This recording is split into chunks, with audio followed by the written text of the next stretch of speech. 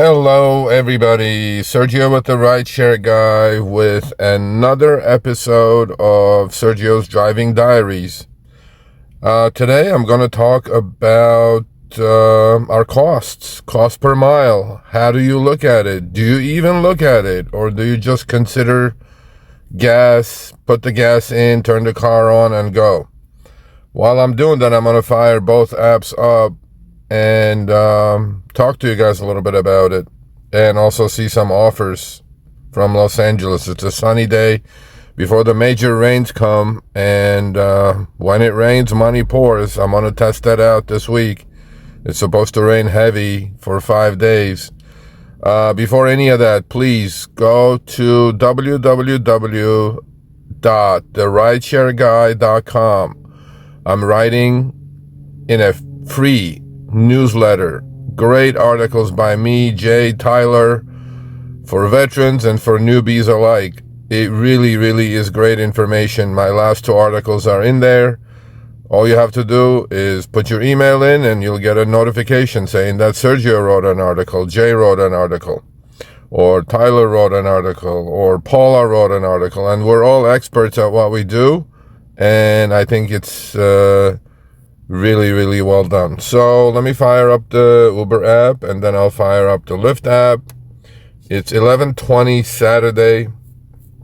Let's see what we get. While I'm waiting for pings, I'll talk to you guys about how to figure out your cost per mile. There goes the Uber app. We're online. Let's fire up the Lyft app. Online. All right, so in this day and age where there's a Lyft offer. Wow, $3.15. Well, that's a good first one. That's a decline in my book. I'm not going to move my car for $3.15. Let's snap back to the Uber app. Like I was saying, perfect timing, right? In this day and age of us complaining about making less and less money over the past few years, which I agree with. I think upfront fares has been a disaster, specifically on the medium to long trips. The company's telling us rebalancing is working, is really not. I mean, $3.15 to put a human in my car and drive. That doesn't make sense whatsoever. So the way I do it is, it obviously depends on the car you're driving. If it's a newer car, your cost per mile is going to be higher due to something important called depreciation. A lot of people don't factor that in, but a full-time Uber or Lyft driver will put in 5, 6, sometimes 7,000 miles a month on their car. So after a year with 60, 70,000 extra miles, that car has depreciated a solid 30 to 40% in its first year if you're driving a new car. You have to factor those in. But the way I do it is, first of all, do not buy a new car to do rideshare. It doesn't make sense financially at the moment. It may have made sense maybe 5, 6 years ago.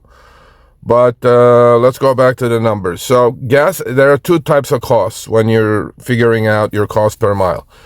There are variable costs, such as, and there are fixed costs. So variable costs are, just like it says in its title, they vary, they change. What are those? Well, those are specifically gasoline, because gas prices in California fluctuate sometimes up to $2 a gallon up and down. Right now, I bought gas today at $4.06. That's the lowest I paid as far as I can remember, including a 23-cent upside app discount. Again, free app.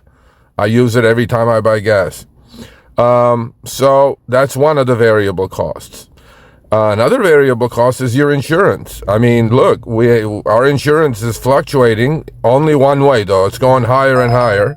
And there's an Uber trip for $5.36 on Trip Radar. So insurance is also a variable cost, right? Sometimes you can shop around and lower your insurance cost or move your deductible around.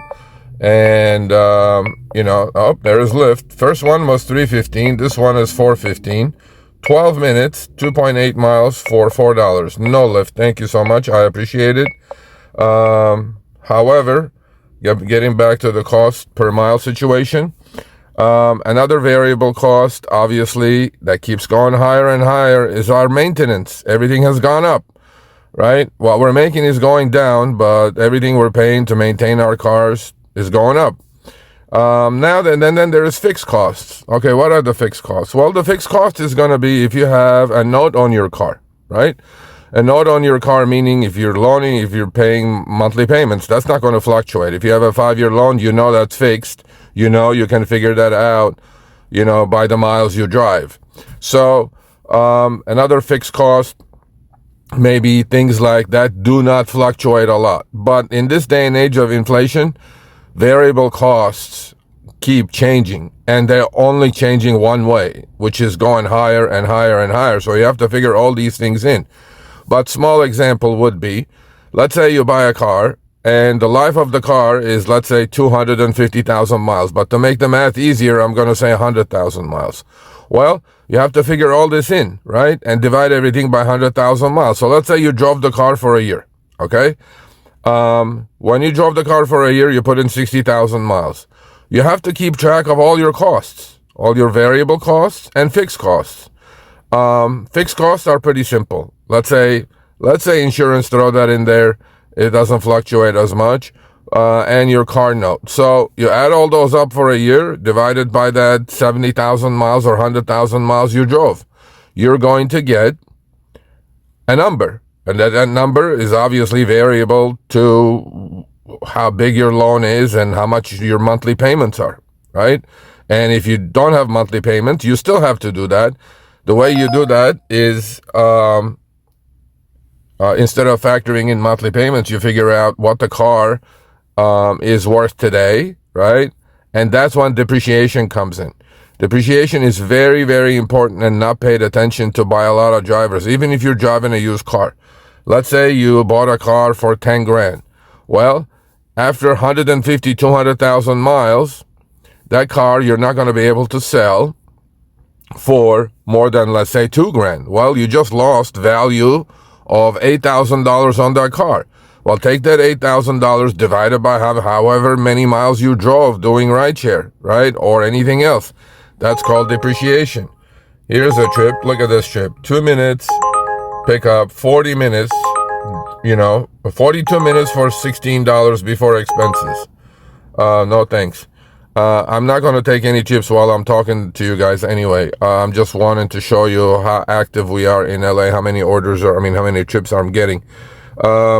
So depreciation is something very, very important to include in your cost per mile. So quick example, you bought the car for 10 grand, in 3 years, you put 100,000 miles on that car. Okay. Simple numbers. You're not going to be able to sell that car with 100,000 extra miles on it, probably for more than 3 grand. Okay. So you lost $7,000 worth of value. Well, take that $7,000, divide it into 100,000, right? Now you have 7 cents. So for each mile you're driving, you're losing value by 7 cents. That's part of your cost per mile. Then doing it with the gasoline is pretty simple. Let's say, during 1 month period, even you can break this down to a month. You drove 5,000 miles, right? You bought $500 worth of gas. Well, that's 10 cents per mile. So all these costs you have to figure out to get to your cost per mile. We will put up a spreadsheet on our website shortly for you guys to enter your costs and figure out your true cost per mile. So on my car, I figured out that my cost per mile is pretty high. The reason is it's an SUV, midsize SUV. It's a 2021 Hyundai Santa Fe. And I have figured out that my cost per mile with gas prices, my insurance, my depreciation, my maintenance, all of that included is about 42 cents a mile. Now, yours could be 25 if you're driving a 5-year-old Prius, which is a very economical car to do rideshare, but yours could be as high as 60 cents a mile if you're driving a brand new car, right? So you have to figure this in in order to be able to be profitable. Because that's the most important thing in this job. We're independent contractors. We want to be profitable, just like Uber wants to be profitable. But Uber controls both sides of the market. So you have to be selective on your trips, because if they send you like a trip like they did to me, $3.15, or the other trip, for 42 minutes or 20 miles, well, on 20 miles, out of that $15, $16 that they were offering me, whatever it was, well, 42 cents is my cost, right? 20 miles is $8.40. Well, what am I left with? For 40 minutes, 42 minutes, I'm going to end up netting $7, $8. That will be less than minimum wage. So you have to figure out in this day and age where your cost per mile is to immediately figure out if that's a profitable trip for you or not. So any questions, comments, you can email me, Sergio at therideshareguy.com. Leave comments below. I think this is a very, very important topic in this day and age. So you all be safe out there. Stay healthy. But make sure you figure out your cost per mile.